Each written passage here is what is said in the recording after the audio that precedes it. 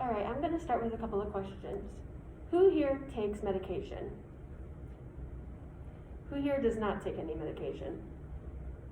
All right, so my family has a deep history of medical issues such as depression, high blood pressure, anxiety, hypothyroidism, heart disease, and maybe some types of cancer. I haven't done too much research into that one. So I do a lot of research in what I take in medication-wise because I do have depression and anxiety. Thus, I choose to be on medication because I feel like it helps me.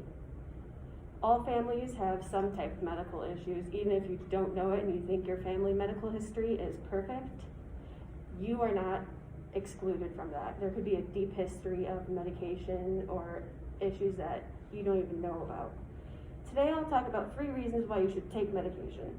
The 3 reasons are that they can cure ailments, use maintenance drugs, and help with mental health. To start with talking about medication being used to cure sicknesses.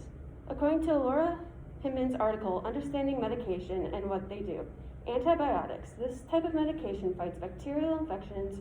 Your doctor may prescribe an antibiotic for things like strep throat or an ear infection. Examples of antibiotics are penicillins and doxycycline. And antiviral drugs, according to CDC's article, Influenza or Flu, last updated January 25th, 2021. Antiviral drugs. Antiviral drugs are prescription meds such as pills, liquid, an inhaled powder, or an IV that fight against flu in your respiratory tract. Examples of antiviral drugs are something like Tamiflu or Xofluza. Now that I've talked about medication that can cure ailments, I'll talk about balancing drugs. Balancing drugs are also known as maintenance drugs. And according to CVS Caremark 2020 article, CVS Caremark Maintenance Drug List gives a definition of maintenance drugs. Maintenance drugs are prescriptions commonly used to treat conditions that are considered chronic or long-term. Some examples of illnesses are long-term are hypothyroidism, heart disease, depression, anxiety, and diabetes. That's also something that requires maintenance drugs, such as insulin, Lyrica, contraceptives, or diazepam. Those are all considered as maintenance drugs. And everyone has people that they're close to, friends and family. As they get older, especially our grandparents, we want them to be healthy and happy in their life. So you would want them to take medication that keeps them happy and healthy. Now that I talked about maintenance drugs, I'll finish off with mental health. Mental illnesses are sometimes treated by maintenance drugs. According to Kathleen R. Merkangas and Company, February 2013, medication use in U.S. youth with mental disorders. Among those with any mental disorder, 14.2% reported that they have been treated with a psychotropic medication. According to the National Institute of Mental Health article, mental health medication which was last revised October 2016, there are a handful of different types of mental health medications such as SSRIs or antidepressants, antipsychotics, and anti-anxiety drugs. Some commonly heard of mental health drugs are Prazolam, also known as Xanax, buspirone, venlafaxine, and trazodone. I take some of these.